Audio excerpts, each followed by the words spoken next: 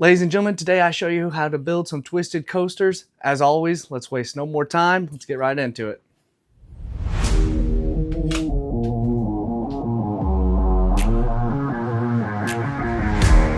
I like to find a board that's a little over 8 inches.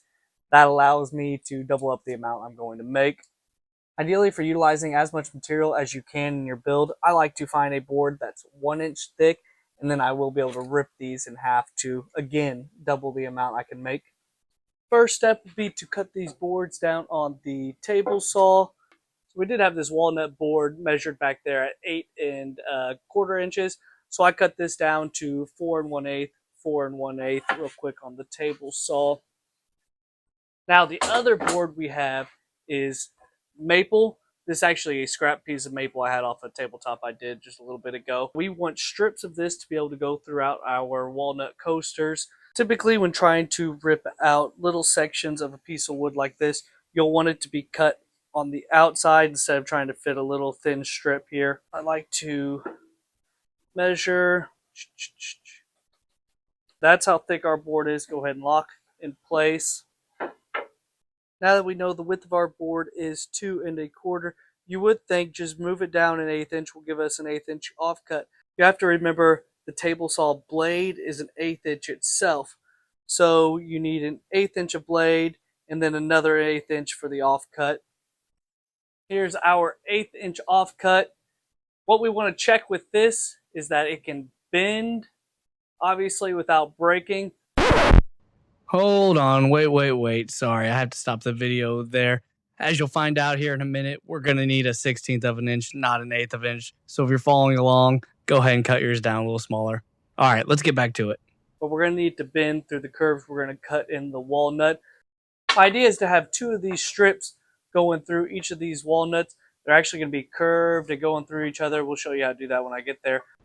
I'm ripping these walnut boards down on the bandsaw. It's not about being super accurate. It's just about being smooth with this wavy motion. You can use a jigsaw or anything you have to cut it. It just makes it super easy if you have a bandsaw.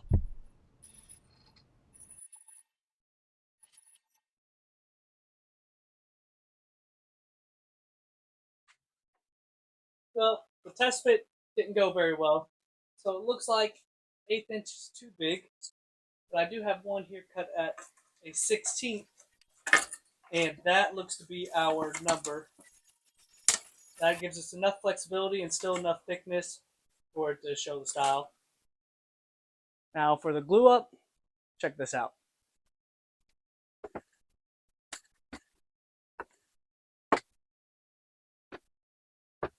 not sure if I've ever shown this on stream, but I've got these pipe clamps hooked up in the rafters that then rotate, letting this come down until it perfectly hits the table.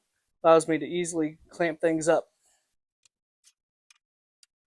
I have my fancy roller from Rockler.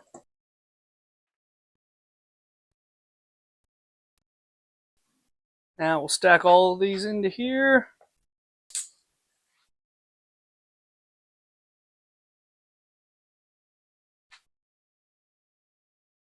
This one right on top.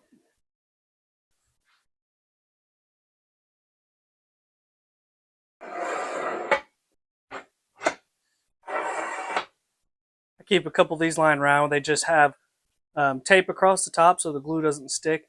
That will allow me to get a front and back clamp. And also just add a couple more on the ends here. You can add more of these on the ends if you feel like they're not lining up. I'm not too worried about the way these ones are looking right now. All right, we've got our glue up done. Things you want to look for is that you've got a nice, pretty even squeeze out of glue just to make sure it's sealed everywhere. I gave it 24 hours so our glue up should be nice and set. Now we can unclamp. The glue up seemed to go really well. This looks really nice. If you end up having some gaps in this, I wouldn't worry about it right now. We'll go and make our next cut, do our next glue up. We'll fill gaps and stuff later on.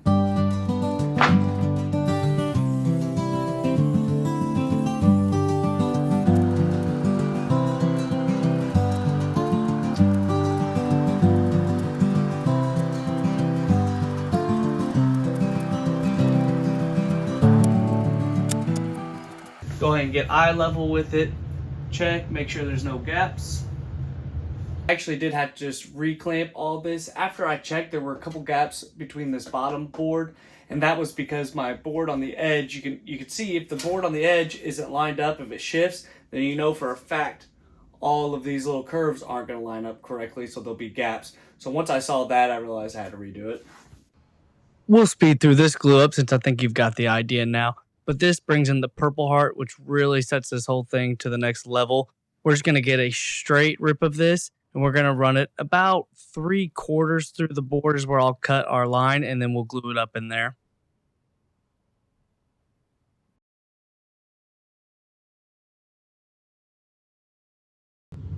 The final glue up has begun. We'll get back to it tomorrow. Glue up's done. Time to make these things start looking like coasters. I'm just going to cut it in half, make it a little more manageable, and clean up the sides. And then we'll go over to the jointer. We're going to start getting these things flat.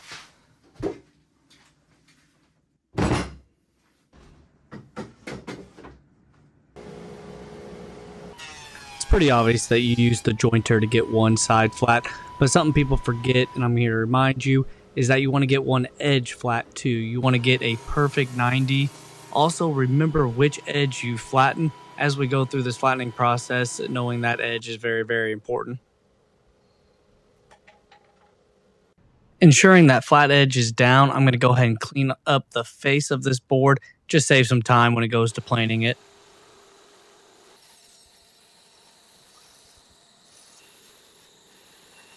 Now roll out the DeWalt planer, go ahead and get that other face nice and flat.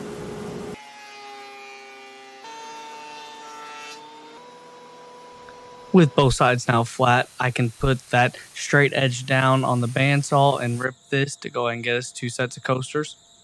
The final part of this process is to finally get the other edge flat, and that's where we put the straight edge against the fence and then rip it off, and now we'll have 2 straight edges. I'm ripping it down at 4 inches. I'm lucky enough to have this drum sander, so I'm going to run it across that a couple times at 120 grit. For you, if you don't have one, obviously this is just the time you start sanding. All right, guys, the glue ups and the sanding are done. I hit it at 120 on my drum sander and then just 150 with my hand sander. Now we can cut it down. Like I said earlier, I do these at about 4 inches each. I know it's probably 4 1/8, something on this, but that's fine. I'll probably cut these directly at 4 inches. You can take them to your miter saw. I mean, heck, you could probably hook it up and do a jigsaw or circular saw if you needed to, just a little bit more complicated. For me, I'll just use the cross-cut sled on my table saw.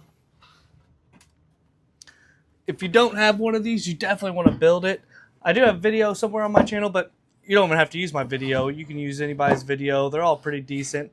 Some get super complicated, and I don't think you need one that's super complicated at all. Pick a simple one, but having a cross-cut sled, big game changer in your wood shop. Cross-cut sleds make it super easy to measure out a distance to put a stop block on. Because of this line, it was cut by the blade itself, so we know the edge is exactly where we need it. You can measure right off of the groove. So if I want 4 inches, I can pull it from the groove because this will be our cut piece side. And just mark right where 4 inches is at. The stop block on my line that I just marked. I try to pay attention to where I want my offcut to be. I have a little bit of snipe from the drum sander here, but I do have like 3.5 inches I can play with. So I'm going to cut that part off, and then we'll start working from there. Now I can slide it up.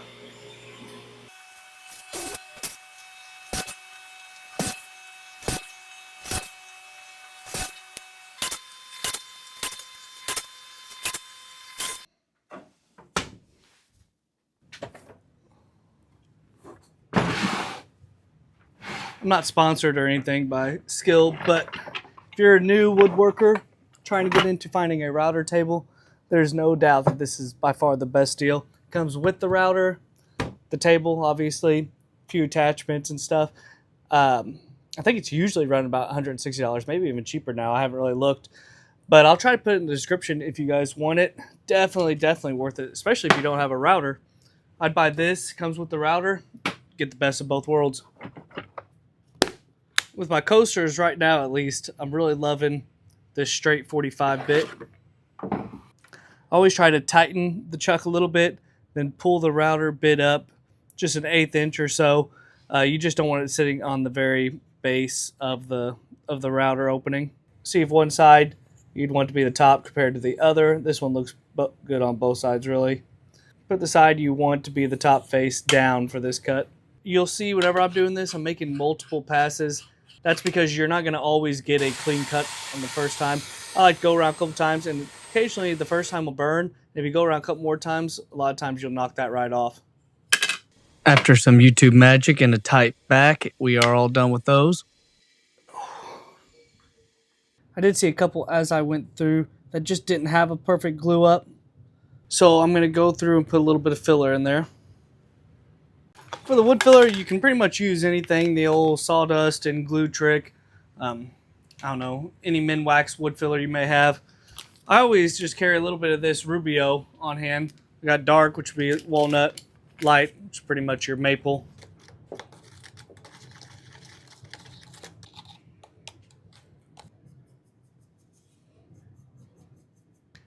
I'm gonna let this harden up. It takes about 15-20 minutes. I might let it go a little bit longer before I sand it.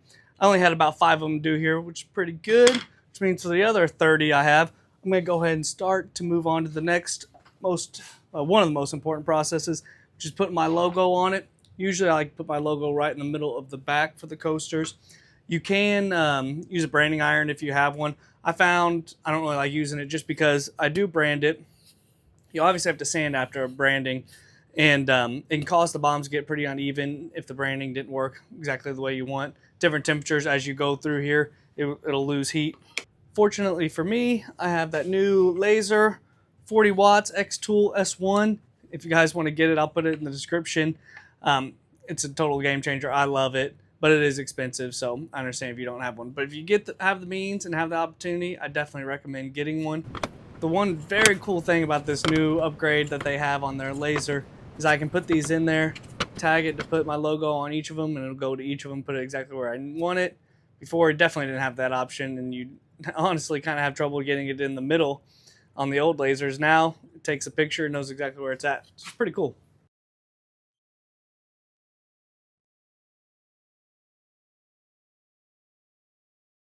All right, guys, so we finally finished up the coasters. I did do a quick hand sanding along the edges just to clean them up.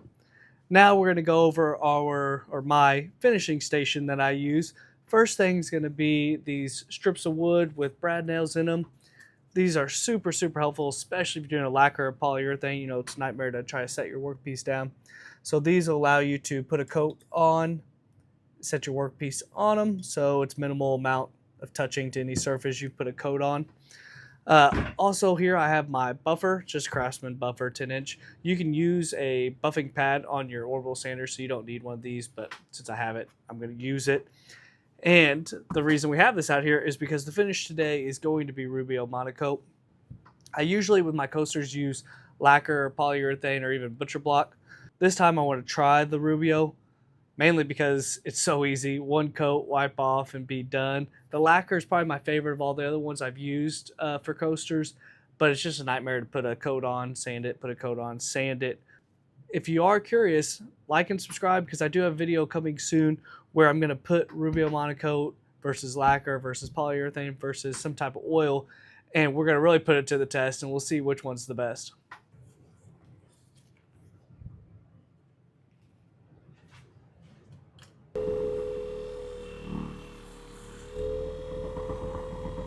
Here are the final coasters. I hope you guys like the video. Please like, subscribe, leave a comment.